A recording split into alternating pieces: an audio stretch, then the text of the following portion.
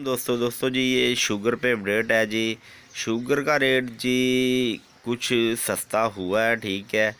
पहले जी 7,000 या 7,050 ऐसे कुछ हो गई थी चीनी, अब मुझे याद नहीं है लास्ट अपडेट में, लेकिन 7,000 के करीब थी तकरीबन।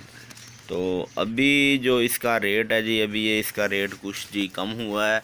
और चीनी अच्छी है जी, चीनी पहले भी बड़ी अच्छी और प्यारी थी, अभी भी बड़ी अच्छी चीनी है, मोटी, ये देखें तो काफ़ी मोटी चीनी है जी, बड़ी प्यारी और अच्छी चीनी है, ब्रीक चीनी नहीं है, ये मोटी वाली चीनी है, ठीक है। इस पर कुछ अंधेरा होता है तो नज़र भी नहीं आती चीनी, इधर रोशनी में लेके आता हूँ शायद कुछ, ये देखें जी, ये मोटे मोटे दाने हैं, ठीक है। तो अच्छी चीनी है। खैर जी ये 6,830 रुपये का जी तोड़ा मिला है 50 किलो का, और इसको जी तकसीम कर लें जी 50 पे 6,830 को, तो 136.60 की चीनी पड़ रही है हमें होल सेल रेट पे। तो आगे हम इसको इंशाल्लाह 145 रुपये किलो सेल करेंगे।